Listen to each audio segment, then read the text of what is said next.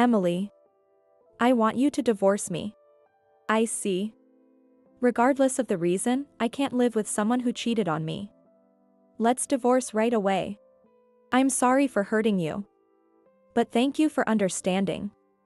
We'll both be happy. As Todd and Cameron were about to leave, Cameron approached me and whispered in my ear. From now on, I'm going to have so much luxury. I'm sorry I stole Todd from you, right? With that, Cameron gave me a triumphant look and walked out arm in arm with Todd. After finishing all the paperwork, Cameron stretched widely and spoke to me. Finally done. Well, it had to be done for me to be happy with Todd. Good luck with your poor life, Emily. With a victorious expression, Cameron looked down on me and laughed. As I stayed silent, Todd joined the conversation with a puzzled look. Cameron, why do you think Emily would become poor just because we're getting divorced? What? Because Emily divorced you, a highly salaried man, so she'll lose her income as a homemaker, right? Hearing Cameron's words, Todd burst out laughing. What are you talking about?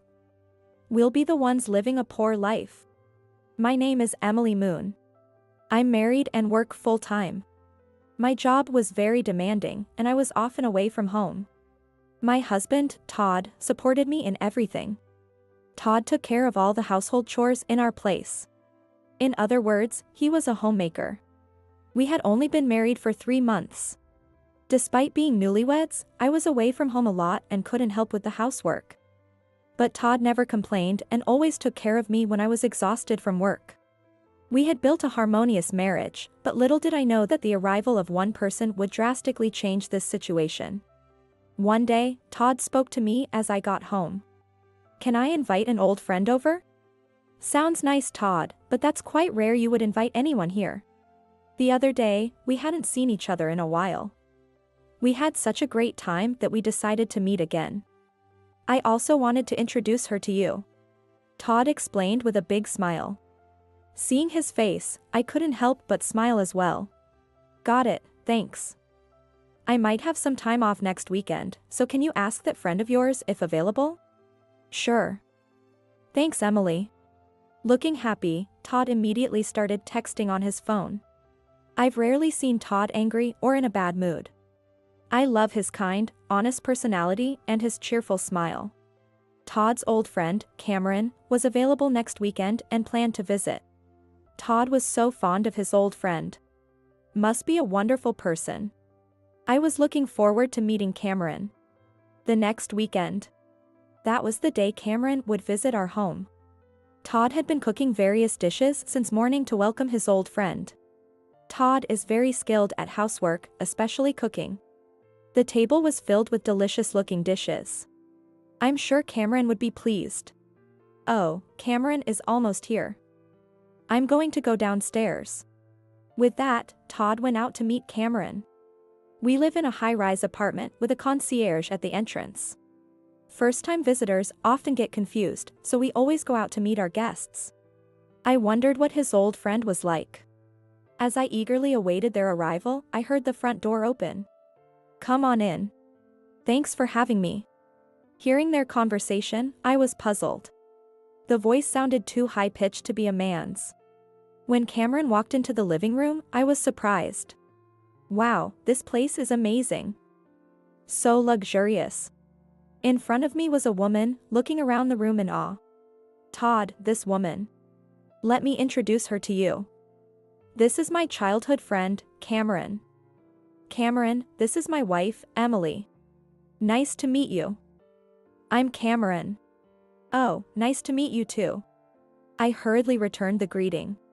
From Todd mentioning his childhood friend and the neutral name Cameron, I had assumed a man would be visiting. Todd could have mentioned it was a woman. Feeling a bit uneasy, Todd and I started to entertain Cameron. When I led Cameron to the dining room table to eat, she sat next to Todd like a natural. Wasn't it normally me and Todd sitting next to each other? I thought so, but Todd didn't seem to mind at all. It wasn't a formal setting, so I didn't comment, but Cameron scooted her chair even closer to Todd. Still, this house is amazing. The furniture is so fancy, it's wonderful. Isn't it? We can live like this thanks to Emily. Really? So you two support each other? Cameron gazed up at Todd with an admiring look. She didn't look at me at all, and I just watched the two of them talking. I felt uncomfortable as I watched Cameron talk joyfully with the occasional intimate touch to Todd's body. While Todd seemed unbothered, it was clear Cameron didn't see Todd as just an old friend. When I kept quiet so as not to spoil the mood, Todd quickly turned to me and said, "She's funny, isn't she?" It was pure sincerity, not a dig at me. So I replied with a forced smile. "Yeah." Todd probably didn't notice my feelings. He genuinely thought I was enjoying myself. Then, for the first time, Cameron turned to me and said, "I'm having so much fun. Can I come over again?" Though her mouth was smiling, her eyes weren't. Seeing me give a non-committal response, Todd beamed and said, "I'm glad you two are getting along." From then on, Cameron started visiting our home multiple times a week. At first, she came on weekends when I was home, but soon her visits increased, and then she even came while I was at work. That day, too, I found Cameron's shoes at the entrance when I got home. Sighing, I walked into the living room. There, Todd and Cameron sat together on the couch, laughing happily. Cameron had her arm around Todd's. Even when she noticed me, she didn't pull away. Already tired, seeing this made me feel even more exhausted. "Hey, Emily." Noticing me coming home, Todd greeted me with a smile. Cameron didn't say anything to me, just a quick, "I'll be going now," and left. Cameron was here again? "Isn't she coming over a bit too much lately?" I asked, sighing. As Todd continued preparing the meal, he added, "That's right. But Cameron recently got divorced and moved back to her parents' home. Most of the people around her are either working or have families. So she's probably feeling pretty lonely. While I feel bad for her, I don't feel comfortable with you two meeting up when I'm not around. You two seem unusually close. I'd like it if you could limit your time together a bit." I was pretty sure that Todd didn't have any inappropriate intentions. He genuinely wanted to help his childhood friend who was in trouble. However, I did not like Cameron, who did not mind touching Todd's body intimately even in front of me. Or coming into a married man's house in the daytime. After hearing my request, Todd apologized to me and said he would see Cameron less often. Then, I had to trust his words. However, Cameron continued to visit our home. It seemed like she was targeting times when I was at work, as I never saw her. So how did I know Cameron was visiting? It was because Cameron had gone out of her way to fold the toilet paper in triplicate before leaving. Having visited our home many times, she should have known that neither I nor Todd would fold the paper. She was intentionally leaving traces of her presence. It was a clear provocation to me. Though the visits decreased, she still came over every week, so I once again expressed my discontent to Todd. I told her clearly. At that time, she said, "I understand," but when she cried and told me at the entrance that she was having a hard time and that she was sad, I couldn't turn her away. I couldn't blame Todd anymore for speaking apologetically and asked him to keep telling her to refrain from visiting anyway. Todd would apologize each time, but the situation never improved. About a month after Cameron's first visit, Cameron continued to visit our home, and I was mentally exhausted. I was desperate to stop Cameron's visits. With that in mind, I headed to a place I normally wouldn't go alone. Todd's parents' house. If they were childhood friends, there might have been interactions between their families. I thought I might find a solution there. I rang the doorbell at my in-laws' house. Honestly, I wasn't looking forward to this. There was some reason I usually avoided this place. "Oh, Emily. Are you here alone?" "Hello, it's been a while." My mother-in-law's face showed clear displeasure when she saw I was alone. The reason was her. She disliked me. "So? Why are you here all of a sudden?" "There's no particular reason. I just thought I'd drop by since it's been a while. I'm not happy to see you. If you came with Todd, I could tolerate it, but spending time with you alone is a waste." Her blatant rudeness was rather bracing. If I retorted, it would only make things worse. It's best to smile and deflect. "You're such an unappealing daughter-in-law. If we had a daughter-in-law like Cameron, we could have built a better relationship." I was surprised to hear Cameron's name from my mother-in-law. If I didn't bring it up carefully, she might get suspicious, so it was lucky she mentioned it first. My mother-in-law continued talking without caring about me. Todd and Cameron were always close. She used to say she would marry Todd. And now he's married to a woman who can't even do housework properly or care for her family. It's really disappointing. I'm sorry, I have many shortcomings. Without making excuses, I apologized. Yet my mother-in-law ignored my words and kept complaining, repeatedly saying Todd should have married Cameron. If Todd and Cameron ever did get married, my mother-in-law would probably be overjoyed. With such thoughts in mind, I listened absent-mindedly to her nagging.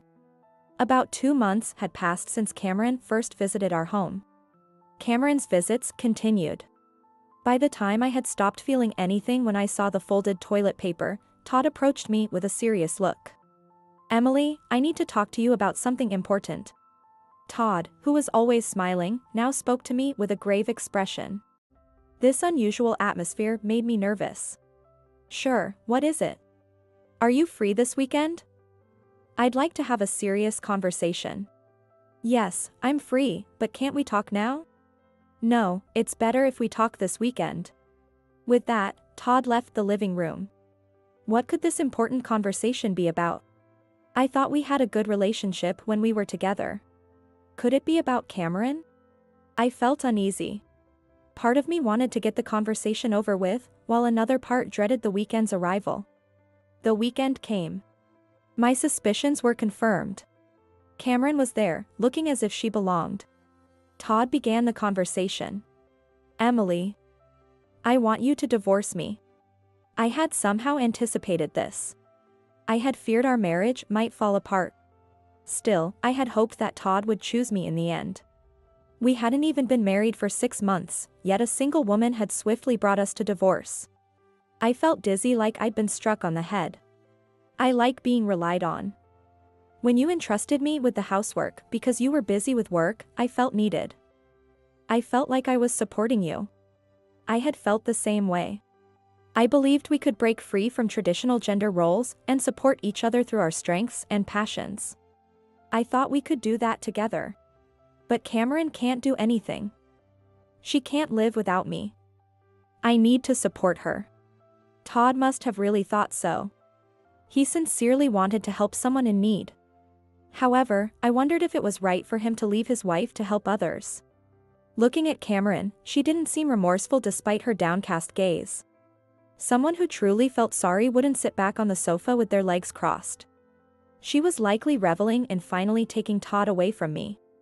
Todd's inability to notice these things might be a flaw. I found it ridiculous to be seriously troubled by this. Todd's nature would likely never change. Though he probably felt some guilt towards me, his actions stemmed from a genuine desire to help. Given his altruistic motivations, I doubted he could ever fully sever ties with Cameron, even if I refused the divorce now. It seemed easier to divorce now rather than deal with this problem for the rest of my life. I see. Regardless of the reason, I can't live with someone who cheated on me. Let's divorce right away. I'm sorry for hurting you. But thank you for understanding. We'll both be happy. As Todd and Cameron were about to leave, she approached me and whispered in my ear. "From now on, I'm going to have so much luxury. I'm sorry I stole Todd from you, right?" With that, Cameron gave me a triumphant look and walked out arm in arm with Todd. Though she clearly misunderstood the situation, I felt no obligation to correct her. For the divorce, I decided to hire a lawyer and negotiate a settlement. Since we didn't have children, we mainly needed to discuss the division of assets. On that day, Todd, Cameron, and I were supposed to meet at the lawyer's office to talk things through. Todd had declared he would mostly agree to my terms. Though Cameron voiced her displeasure, Todd silenced her by saying it was only right to compensate me for the hurt they had caused. I agreed to the division of assets Todd was entitled to and demanded alimony for the affair. Cameron looked dissatisfied at the mention of alimony, but her expression softened when Todd said he would pay for both of them. After finishing all the paperwork, Cameron stretched widely and spoke to me. Finally done. Well, it had to be done for me to be happy with Todd. Good luck with your poor life, Emily. With a victorious expression, Cameron looked down on me and laughed. As I stayed silent, Todd joined the conversation with a puzzled look. What are you talking about? Poor life, what's that supposed to mean? Because she divorced you, you know? She's going to have to live a poor life from now on. So I felt sorry for her. Cameron, why do you think Emily would become poor just because we're getting divorced? What? Because Emily divorced you, a highly salaried man, so she'll lose her income as a homemaker, right? Hearing Cameron's words, Todd fell silent for a moment. Then he burst out laughing. What are you talking about? We'll be the ones living a poor life. What? Cameron looked back and forth between Todd and me with wide eyes. I decided to stay out of the conversation. Holding his stomach, Todd tried to continue speaking. I told you Emily is the CEO, right? I never said I was the one working. You did say that, but I thought it was a joke. Was that true? Why would I lie about that? I'm the stay-at-home husband, and Emily was the one working. She's the CEO of the famous ABC Corp. Upon hearing the company name, Cameron turned sharply to look at me. ABC Corp. That ABC Corp? The one with the $1.5 billion revenue? You're kidding, right? Thank you for recognizing our company.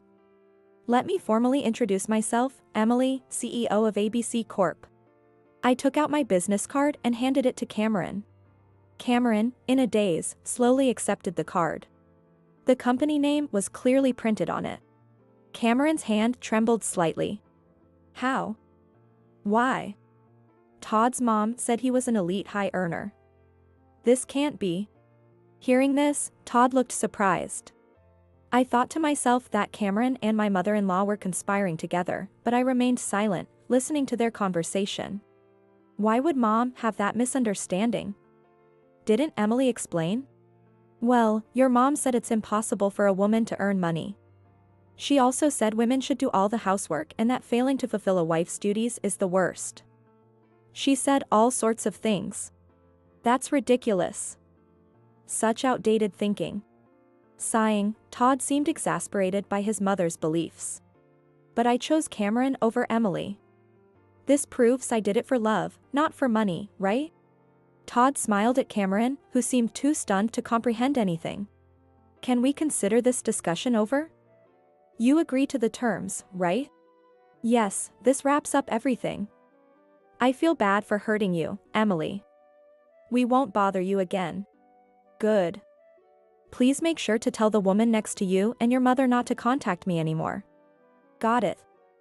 We'll be leaving now. Todd supported the utterly dazed Cameron as they left the lawyer's office. Stealing a man for his money, only to find out he was a stay-at-home husband, was a shock for Cameron. It was highly doubtful they would have built a good relationship moving forward. However, this was no longer my concern. Finally freed from this mess, I felt a weight lift off my shoulders.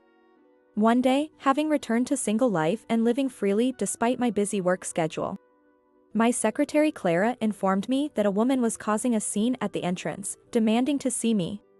Apparently, she wasn't a business contact, and despite Clara trying to calm her down, she kept insisting on seeing President Moon. Having a bad feeling, I told Clara to take the woman to the reception room and asked her to be present. When I entered the room, as expected, there was Cameron, breathing heavily with a frantic expression. I regretted giving her my business card earlier.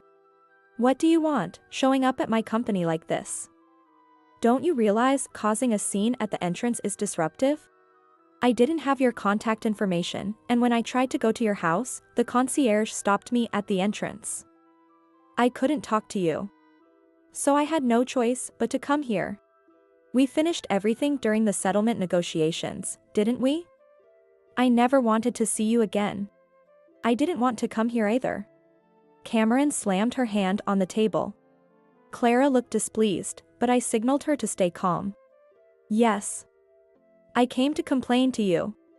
Complain? That's right. You said you divided the assets, but what's with that amount? For a CEO of such a big company, you're being stingy. Cameron ranted rapidly. looking very desperate. I'm not being stingy. The amount is fair. Liar. It's true. I doubted she would back down easily. Annoyed, I decided to explain the situation. First of all, my marriage to Todd lasted only 6 months. I divided my income during that period equally. After that, the alimony for you and Todd was paid out, so it's natural that the final amount was less. Upon hearing the mention of alimony, Carol's eyes widened. Todd had paid the alimony for both of them. Realizing why a significant amount of money had disappeared, she looked frustrated. Still, why can't we live in that luxury apartment? The house and furniture are shared marital assets, aren't they? It's unfair for you to keep everything to yourself. As Cameron continued to argue, I grew tired of dealing with her. I lowered my gaze and explained calmly. I remember you looking around the house the first time you visited. If the apartment and furniture had been purchased after we got married, you'd be right about them being shared assets. What do you mean? The apartment and all the furniture were things I bought while I was single. So, they're entirely mine. There's no chance you could live there. Presented with the stark reality, Cameron couldn't hide her shock. She muttered in a faint voice. I thought that by marrying Todd, I'd get all the wealth, the luxury apartment, the fancy furniture. Tough luck. But hey, you got a kind husband who's great at housework. Be satisfied with that. That's the problem too. Cameron snapped back to reality and raised her voice. What do you mean? Todd wants me to work. He says, I'm better suited to being a stay-at-home husband. So you should go out and earn the money. I married him thinking I'd live comfortably without having to work. If one spouse was a stay-at-home partner, the other working was only natural. Cameron had her issues, but in this regard, Todd was not without fault either. He could only be a stay-at-home husband because I preferred to work outside. For someone like me, who enjoys working, Todd was an ideal partner because he took care of the housework. I've never worked properly, always lived at home. Now I'm juggling part-time jobs, but I can't get a stable income. Todd doesn't get mad. But he says things like, with my skills, I can make cheap meals, so let's save money together. His positivity is driving me nuts. Yeah, he can be a bit much. I responded. Todd's positivity was one of his strengths, but he could also be a bit airhead and irritating at times. He even says things like, even if we have to live a poor life, as long as we're together, it's fine. I have the cooking skills to make you feel good every day. I was feeling pretty good thinking you'd struggle with a poor life. If I knew it would turn out like this, I wouldn't have married Todd. I don't want him anymore, you can have him back. It was clear her frustration stemmed from not getting the luxurious life she envisioned. She was now forced into a poor lifestyle with a kind but unambitious husband. She was getting her comeuppance for thinking only of herself. Even though it was all her fault, she couldn't help but take it out on me. But none of this mattered to me. I don't care about your feelings, and I don't want a man who cheated on me, regardless of the reason. Is that all you have to say? If so, please leave. As I spoke, Clara called security without waiting for Cameron's response and had her escorted out. I could hear her yelling in the hallway, but the sound gradually faded away. Feeling relieved as Clara instructed the security to turn Cameron away if she ever showed up again, I sighed deeply. I was done with all this drama. One day, while I was peacefully working, free from Cameron's harassment, I decided to leave the office without doing overtime for once. As I stepped out, someone suddenly grabbed my arm. I was too shocked to scream and turned to see my mother-in-law, her face contorted with anger. Finally, I've caught you. I've been waiting for hours, and you never came out. How could you turn away your mother-in-law from the house? What kind of nerve do you have? Now it was my mother-in-law causing trouble. I had forgotten about her. The thought of her waiting outside for hours sent a shiver down my spine. Hiding my fear, I responded firmly. Todd and I got divorced, so we're no longer related. There's no reason to let unrelated people into my home. I've instructed the building to only allow people I've approved into the entrance. You're so insolent. Show some respect for your elders. She screeched, her voice a piercing sound I had never heard before. It was incredibly annoying.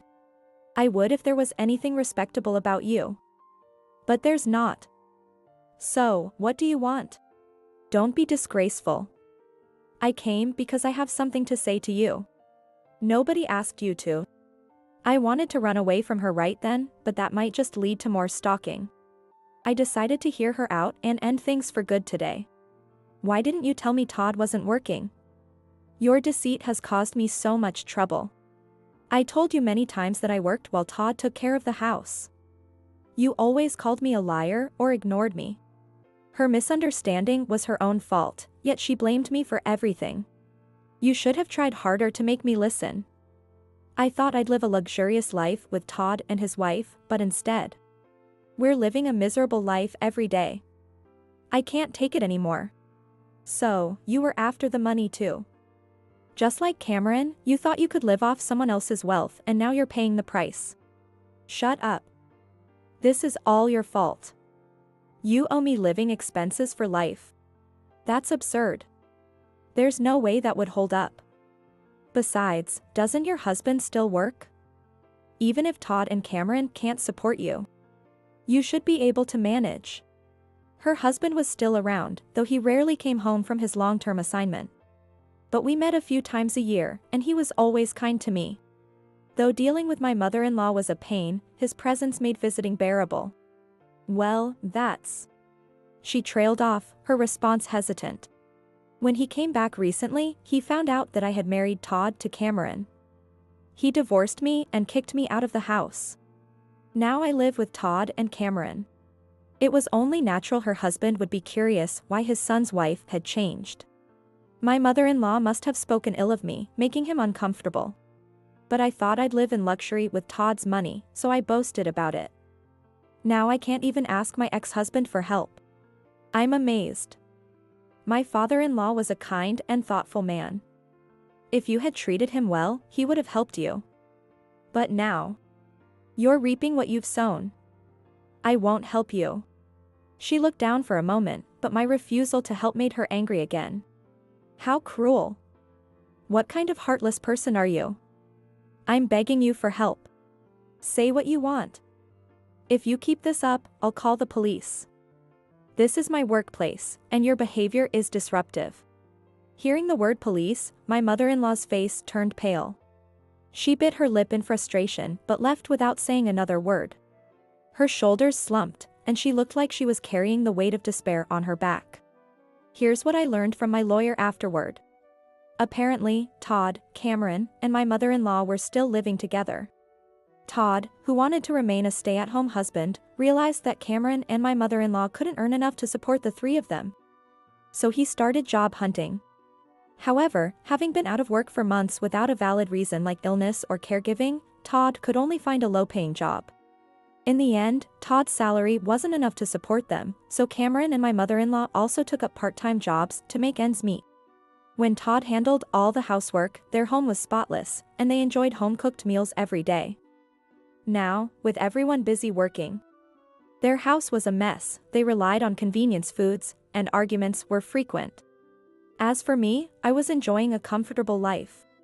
I hired house cleaners to keep my home tidy, and I had plenty of delicious food from delivery services and dining out.